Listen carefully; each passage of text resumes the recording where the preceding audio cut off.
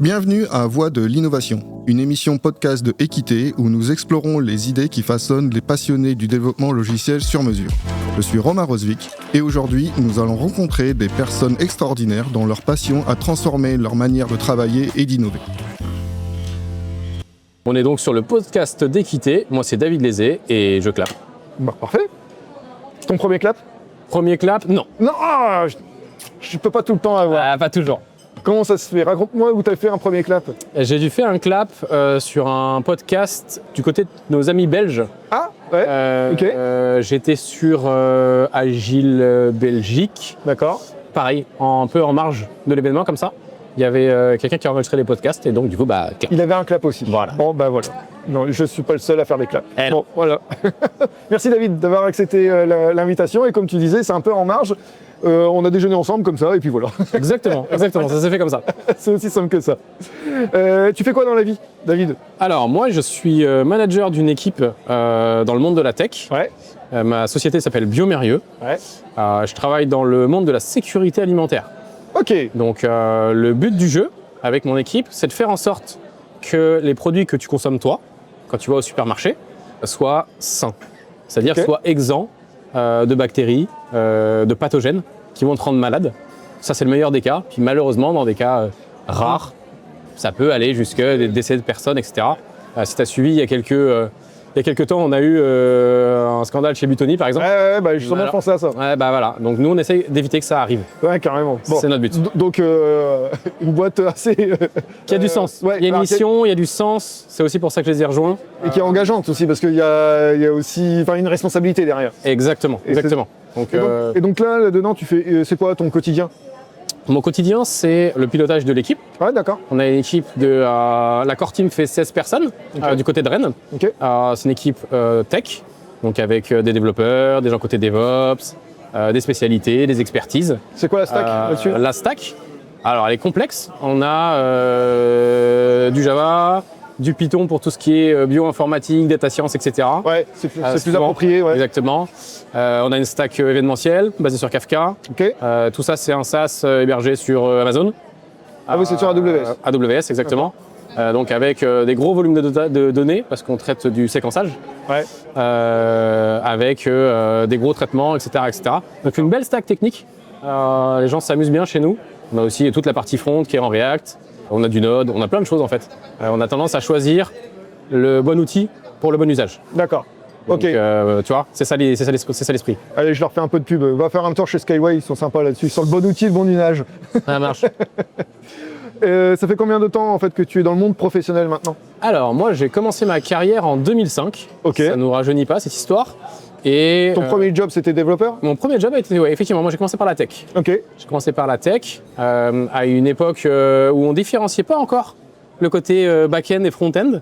C'est vrai. Donc à cette époque-là, donc je faisais tout. Et j'ai travaillé dans du bancaire, dans de l'assurance, dans l'agro, dans le retail, dans plein de choses. Ouais. Jusqu'en gros en 2016 à peu près, où là il y a eu un vrai virage. Ça a été ma découverte de l'agilité. D'accord. En 2016. Assez tard, Ouais. pour le coup. Ouais. Plein de gens travaillaient déjà en agilité. Ouais. C'était pas mon cas. Moi, j'ai toujours évolué sur du cycle en V traditionnel. Mhm. Et je dois t'avouer que j'ai pris une petite claque sur ce nouveau paradigme, ce nouveau mindset Mhm. qui a été hyper éclairant pour moi. Très vite, j'ai voulu creuser.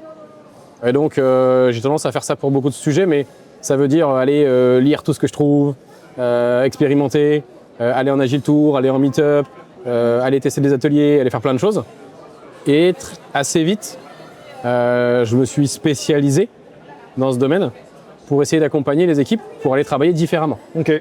Travailler sur l'efficacité opérationnelle, bien sûr, mais pas que, sur la communication, sur créer de la valeur plutôt que juste arriver à faire un périmètre dans un délai donné, etc., etc. Tant et si bien que, il y a un moment, je me suis dit, je vais changer de casquette. Je vais ranger mon clavier de développeur et prendre une casquette de Scrum Master à plein temps, à cette époque-là. Ok. Tu vois, premier switch dans mon parcours. Ouais. Et donc, j'ai pris ces fonctions-là, j'ai accompagné des équipes. Plus ça allait, plus j'ai fait du coaching et du consulting en parallèle de ma mission de Scrum Master, de la formation aussi beaucoup. Donc on avait une communauté de pratique Ok. là où j'étais. Et donc il y avait une belle émulation. On formait des gens, j'allais effectivement chez des clients, en consulting, etc. etc. Et puis, ce que tu vas voir, parce que moi j'aime beaucoup les casquettes, à force de faire ça, moi je me suis posé une question. Qu'est-ce qui m'intéresse le plus dans tout ce que je fais là? Où est-ce que je prends le plus de plaisir?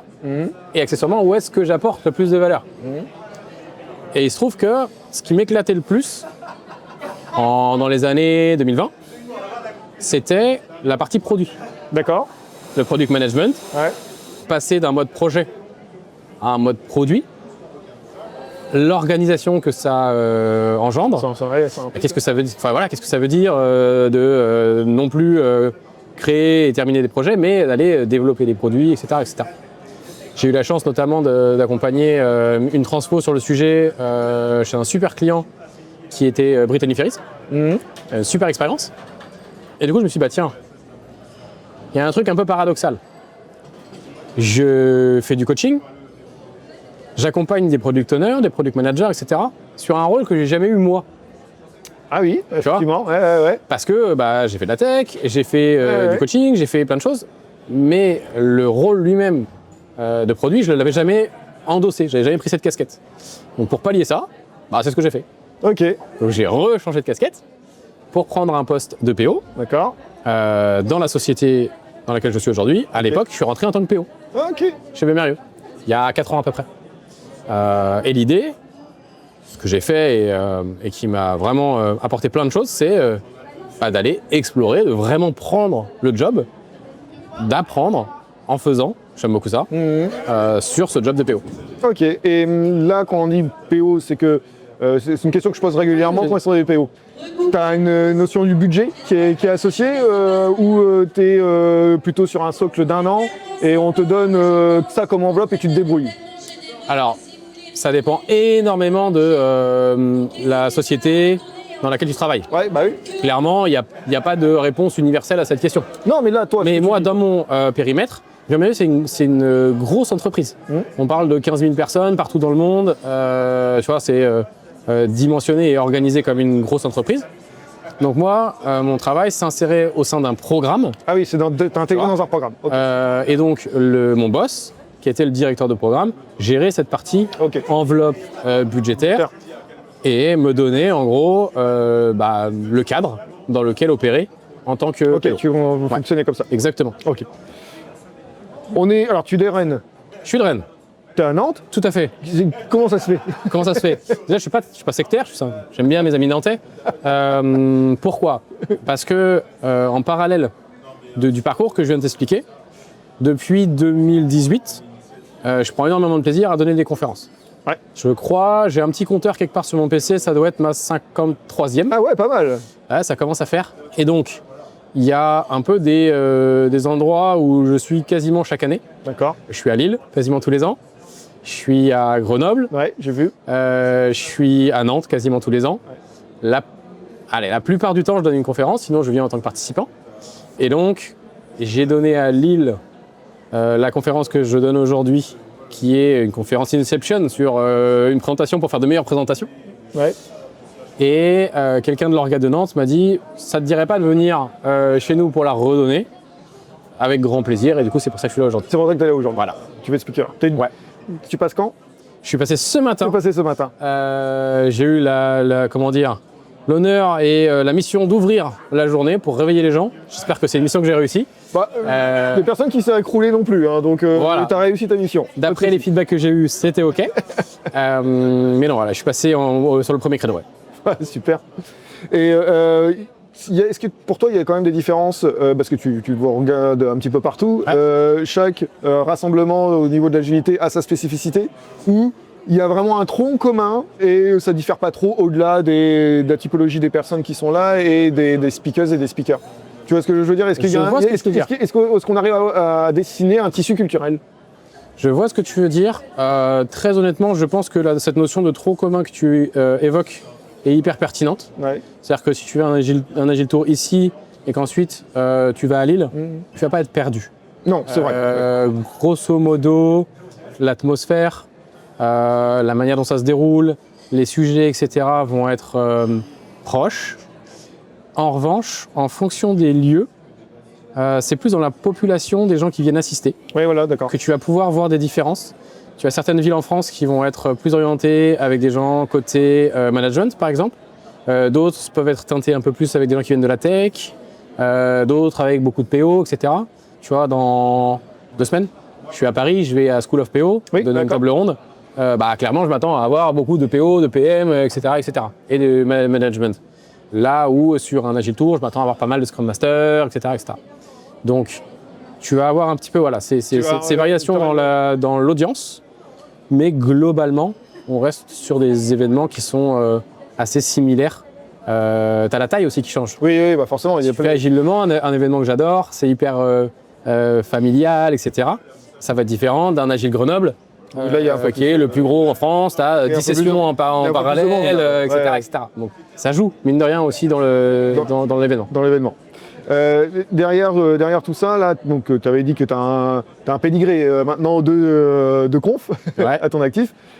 Si tu peux donner un conseil à une personne qui veut se lancer là-dedans et qui est peut-être un peu dans l'hésitation, qui aimerait, mais tu vois, l'ambiguïté de dire j'ai des choses à dire et j'ai des choses à communiquer, mais j'ose pas. On parlait de tremplin sur l'île la dernière fois. Je sais qu'il y a aussi des sessions d'entraide sur Nantes. J'imagine qu'il y a la même chose sur Rennes. Ouais. Mais toi, qui est quand même expérimenté dans ce domaine-là, quelles sont peut-être les fausses croyances et les pièges à éviter si toi tu es tombé dans des pièges?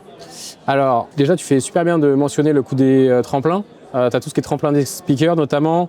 Je ne sais pas s'il le fait toujours, mais il y a Julien Topsu qui est de chez Shodo, mais qui a aussi une structure qui accompagne les gens qui débutent, c'est vachement bien. On l'a fait sur Rennes, notamment Afsa qui est là aujourd'hui, est passée par là. Aujourd'hui elle donne des confs partout, en Belgique, à Londres, etc. Elle vit sa meilleure vie et c'est super. Et elle le mérite largement. C'est une super approche. Après, dans ce que tu disais, des conseils ou des écueils dans lesquels on peut tomber. Il y en a un qui est super répandu, c'est de croire qu'un lightning talk, donc en gros un talk de 15-20 minutes, c'est plus simple pour une première fois qu'un talk classique de 40-50 minutes. C'est faux. Ok. C'est plus dur. C'est plus dur, tu vas avoir tendance à rusher sur la fin, tu vas avoir envie de dire trop de trucs mais t'as pas le temps. Faut vraiment que ce soit minuté. On est un peu sur un talk de type TED, tu vois. 18 minutes, c'est dur. Si tu veux que ce soit percutant, si tu veux exactement ça, c'est pas le même dynamisme. Si tu veux avoir quand même de la matière à partager, mais t'as que 15 minutes, en vrai c'est plus dur. Sur 40-50 minutes, tu peux te perdre au milieu. Ouais, voilà. Tu peux te perdre au milieu. Tu peux divaguer pendant 3 minutes et retomber sur tes pattes. Et si tu fais ça sur un talk de 15, c'est un tiers de ton talk. Donc tu peux pas. Donc déjà voilà, premier truc c'est... Toi tu dis les small talk sans faire de pub pour un autre podcaster. Ouais. Ouais, j'essaye. C'est quelque chose de très structurant, et il faut avoir un certain dynamisme. Et donc il faut plutôt être habitué à appuyer et à raccrocher ton public à chaque fois sur des nouvelles Moi je trouve ça plus dur pour débuter qu'un talk plus long.